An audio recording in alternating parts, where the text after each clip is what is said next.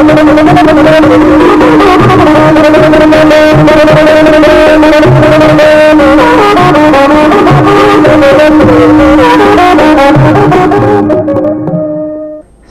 भाषा शिक्षण में आप सबों का स्वागत है। नमो नमः। संस्कृत भाषा शिक्षणे भवतां सर्वेषां स्वागतम्। आगच्छन्तु संस्कृत अभ्यासं कुर्मः। मम नाम शान्तला। भवतः नाम किम्? मम नाम वेङ्कटेशः। उत्तमम्। भवतः नाम किम्? मम नाम मुकुन्दः। भवतः नाम किम्? मम नाम श्रीकृष्णः। भवतः नाम किम्? मम नाम अदितः। मम नाम अभिषेकः। उत्तमम्। मम नाम रोहितः। मम नाम अभिरामः। उत्तमम्। मम नाम अनन्तरामः। साधु। मम नाम शान्तला। भवत्याः नाम किम्? मम नाम सुनीता। उत्तमम्। मम नाम श्रुति। मम नाम अक्षता। मम नाम प्रियंका। मम नाम अश्विनी। उत्तमम्। भवत्याः नाम किम्? मम नाम प्रियंका। मम नाम सोनिया। मम नाम श्रुति। मम नाम सुषमा। मम नाम मन्त्रा। समीचीनम्। उत्तिष्ठतु, आगच्छतु, गच्छतु, आगच्छतु। रोहितः आगच्छति। रोहितः रोहितः किं करोति? रोहितः गच्छति। आगच्छतु। रोहितः किं करोति? रोहितः आगच्छति। अभिराम उत्तिष्ठतु, आगच्छतु, उपविशतु। अभिरामः उपविशति। उत्तिष्ठतु। अभिरामः उत्तिष्ठति। अभिरामः किं करोति? अभिरामः उपविशति। उपविशति। अभिरामः किं करोति? अभिरामः उत्तिष्ठति। उत्तमम्। उत्तिष्ठतु, आगच्छतु, पिबतु। सुनीता पिबति। सुनीता किं करोति? सुनीता पिबति। सुनीता पिबति।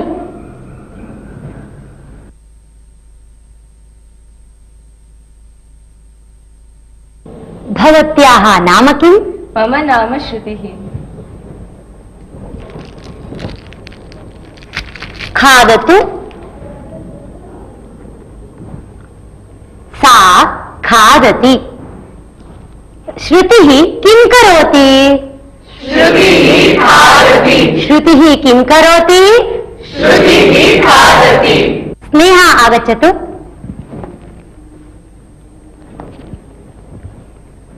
पठतु। धर्मक्षेत्रे कुरुक्षेत्रे समवेतायुत्सवः। स्नेहा पठति। स्नेहा किं करोति? स्नेहा पठति। स्नेहा पठति। स्नेहा पठति।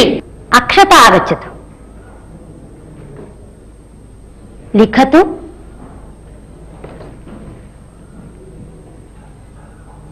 अक्षता लिखति। अक्षता किं करोति?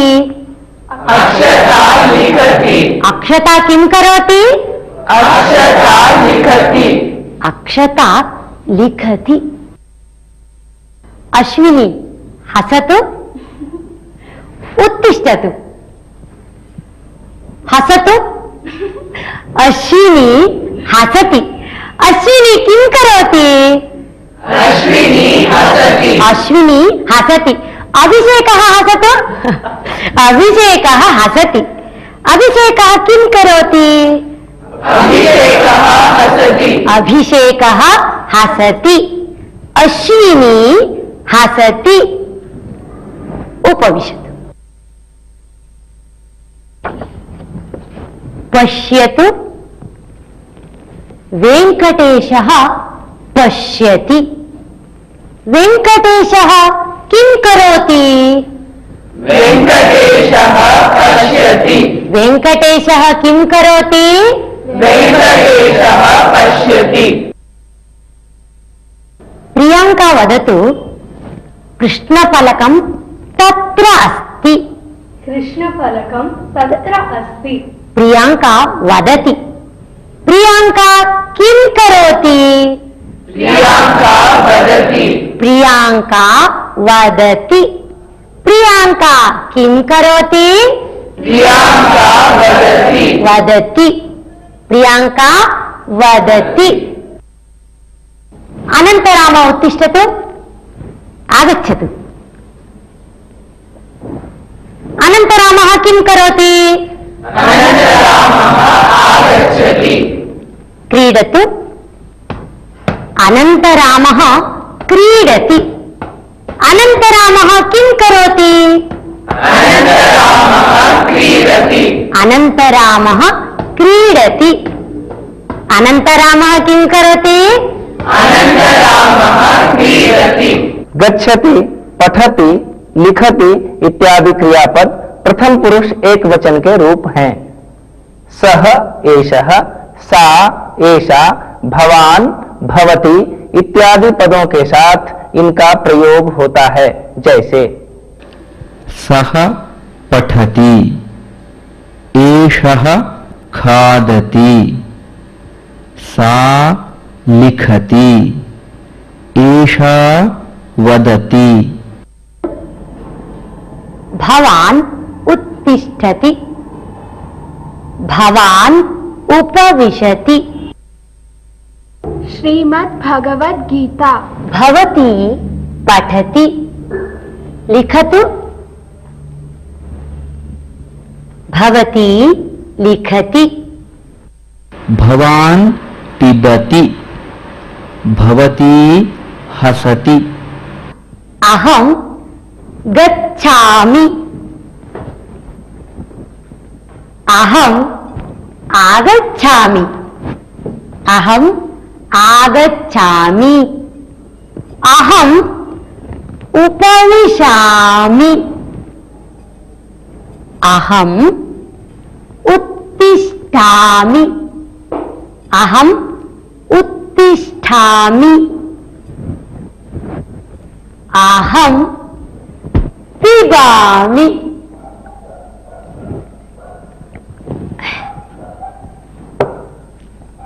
अहम् खादामि अहम् खादामि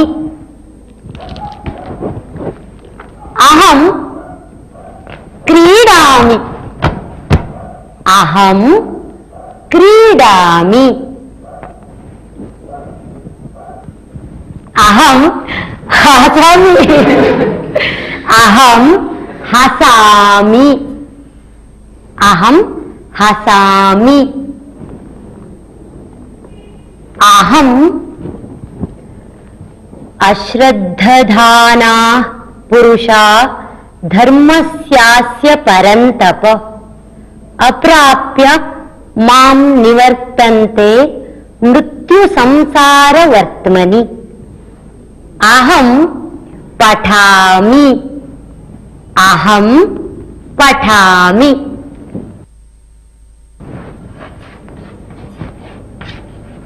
अहं लिखामि अहं लिखामि लेकिन अहम शब्द का प्रयोग करने पर गच्छामि, पठामि, लिखामि इन शब्दों का ही प्रयोग किया जा सकता है।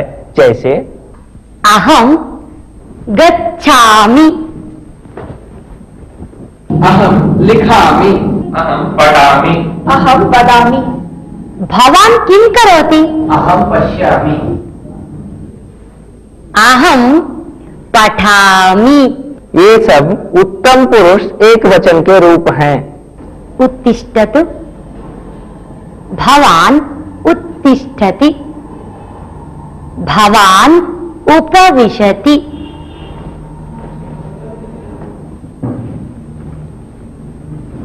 पठतु श्रीमद्भगवद्गीता भवती पठति लिखतु भवती लिखति पश्यतु भवती पश्यति इदानीं भवन्तः वदन्तु अहं किं करोमि भवती गच्छति भवती आगच्छति भवती उपविशति भवती उत्तिष्ठति भवती वदति भवती लिखति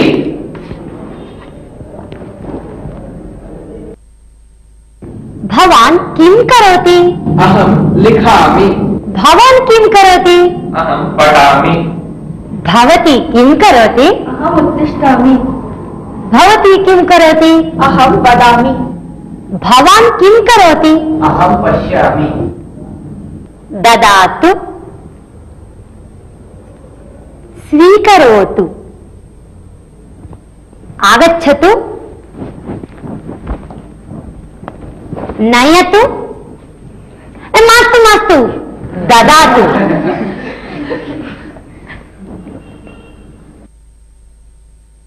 आप लोग गच्छति, पठति, लिखति इत्यादि शब्दों को जान ही गए होंगे। जब हम इन शब्दों के अंत में इकार के स्थान पर उकार जोड़ देंगे तो इन शब्दों का रूप गच्छतु, पठतु, लिखतु हो जाएगा। ये सब लोट लकार के रूप हैं। किसी को कुछ निवेदन करने के अर्थ में हम इन शब्दों का प्रयोग करते हैं। जैसे अनन्तराम उत्तिष्ठतु आगच्छतु उत्तिष्ठतु हसतु कृपया उत्तिष्ठतु अत्र आगच्छतु उपविशतु संस्कृतेन कथं संख्याः वक्तव्याः इति इदानीं वयं जानीमः। एकं द्वे त्रीणि चत्वारि पञ्च षट् सप्त अष्ट नव दश एकं द्वे त्रीणि चत्वारि पञ्च षट् सप्त अष्ट नव दश अहम् एकं वदामि भवन्तः द्वे वदन्तु। एकं त्रीणि पञ्च सप्त नव एकं द्वे त्रीणि चत्वारि पञ्च षट् सप्त अष्ट नव दश एकं द्वे त्रीणि चत्वारि पञ्च षट् सप्त अष्ट नव दश एकादश द्वादश षड् सप्त द्वे द्वे पञ्च सप्त षड् दश विंशतिः त्रिंशत् चत्वारिंशत् पञ्चाशत् षष्टिः सप्ततिः अशीतिः नवतिः शतं दश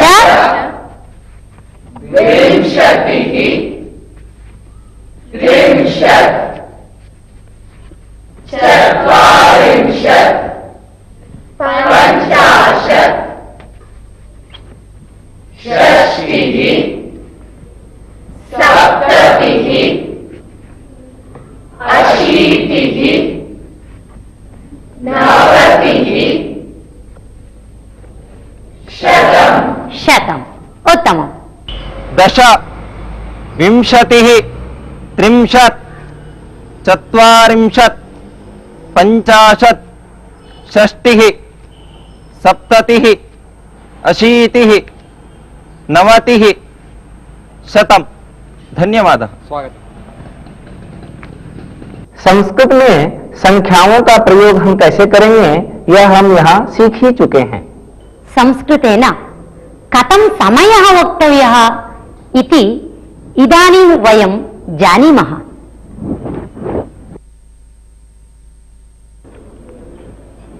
पञ्चवादनं कः समयः?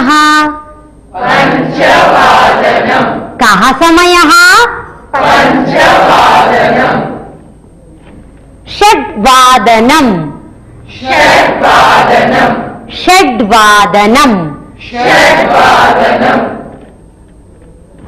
कः समयः? कः समयः? कः समयः?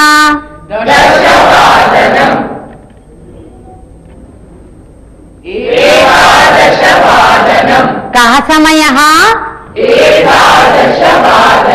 एकादशवादनं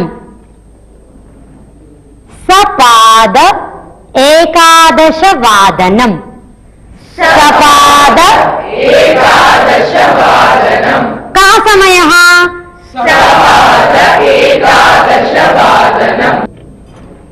कः समयः?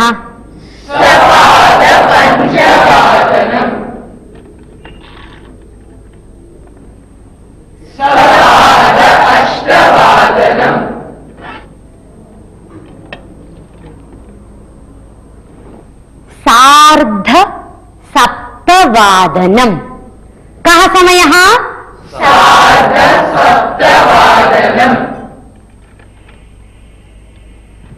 कः समयः? सार्ध नववादनं कः समयः?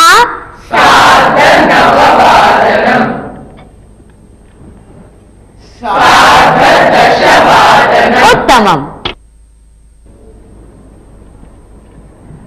पादोन एकादशवादनं पादोन एकादशवादनं पाद ऊन पादोन वदन्तु पादोन एकादशवादनं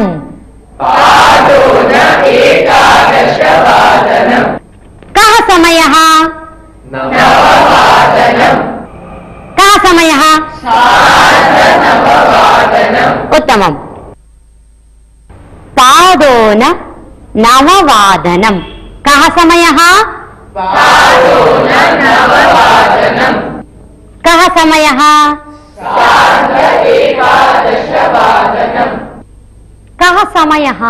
सपाददशवादनम् उत्तमम् महोदय कः समयः? सार्ध अष्टवादनं सार्ध अष्टवादनं धन्यवादः वत्सा वत्सा वत्सा उत्तिष्ठतु कः समयः? पश्यतु सार्धषड्वादनम् सार्धषड्वादनं सार्धषड्वादनम् संस्कृत में समय बताना बहुत ही सरल है। इसके लिए हमें 3-4 बातों का ध्यान रखना आवश्यक है।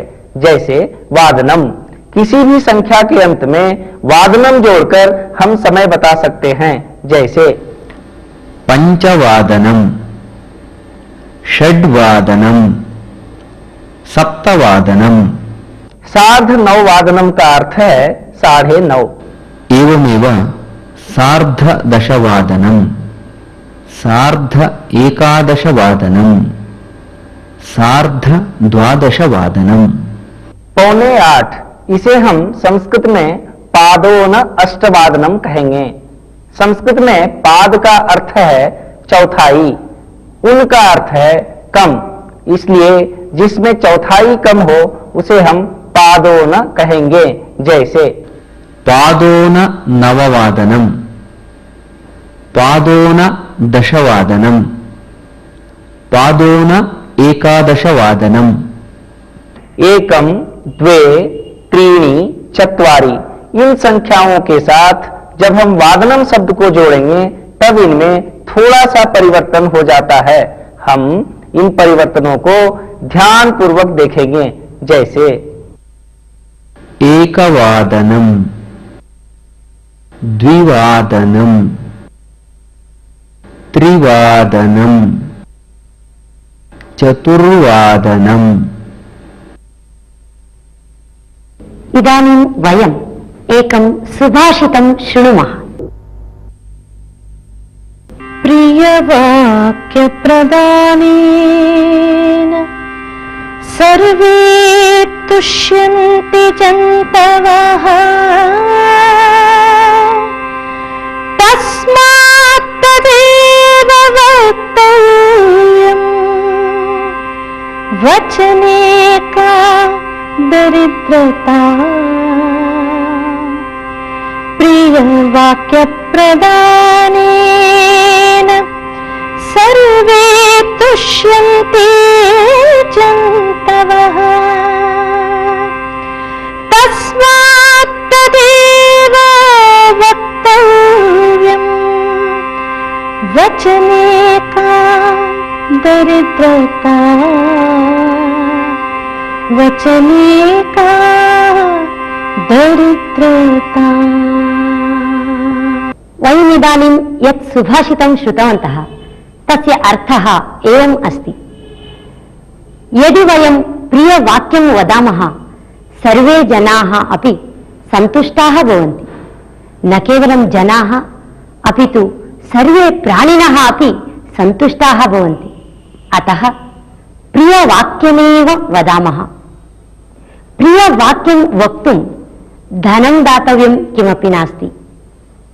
प्रियवाक्यकथने दारिद्र्यं कुतः? इस सुभाषित का अर्थ बहुत ही सुंदर तथा अनुकरणीय है। इस सुभाषित में कहा गया है कि हमें सबों से मधुर वचन ही बोलने चाहिए। मधुर वचन को सुनकर दुनिया के समस्त प्राणी खुश हो जाते हैं, संतुष्ट हो जाते हैं। इसीलिए हमें दूसरे लोगों से उनके अनुरूप ही बातचीत करनी चाहिए, उनसे बोलना चाहिए, मधुर वचन ही बोलने चाहिए। हमें अपने वचनों से दरिद्र कदापि नहीं होने चाहिए। अहम् इदानीम् एकां लघुकथां वदामि। काशीनगरे एकः महान् पण्डितः आसीत्। सः बहुषु शास्त्रेषु पारङ्गतः आसीत्। तस्य समीपे बहु छात्राः अध्ययनं कुर्वन्ति स्म। तस्य ख्यातिः सर्वत्र प्रसृता आसीत्। अतः दूरदूरतः छात्राः आगच्छन्ति स्म। एकदा कश्चन शिष्यः तस्य समीपम् आगतवान्। सः गुरोः नमस्कारं कृत्वा सः पृष्टवान्, भोः, अहं भवतः समीपे अध्ययनं कर्तुम् इच्छामि। अतः कृपया मां शिष्यत्वेन स्वीकरोतु इति सः उक्तवान्। किन्तु गुरुः सर्वेषां छात्राणां बुद्धिपरीक्षां कृत्वा एव तान् स्वीकरोति स्म। अतः एतस्य अपि बुद्धिपरीक्षां कर्तुं सः एकं प्रश्नं पृष्टवान्, भो वत्स, देवः कुत्र अस्ति? पृष्टवान्। तदा शिष्यः उक्तवान्, भगवन् देवः कुत्र नास्ति, सः सर्वव्यापी अस्ति इति प्रश्नरूपेण एव गुरुं पृष्टवान्। एतस्य उत्तरं श्रुत्वा गुरुः अत्यन्तं सन्तुष्टः जातः। सः हर्षेण तम् आलिङ्गितवान्, तम् उक्तवान् अपि, भो वत्स, भवान् बुद्धिमान् बालकः अस्ति, भवन्तम् अहं शिष्यत्वेन निश्चयेन स्वीकरोमि। सत्यं देवः सर्वव्यापी अस्ति, सर्वत्रापि अस्ति इति तम् उक्तवान्, शिष्यत्वेन अङ्गीकृतवान्। एवं सः शिष्यः तत्रैव उषित्वा विद्याभ्यासं कृतवान्, गुरोः आशीर्वादं प्राप्तवान्। भवन्तः कथां ज्ञातवन्तः किल?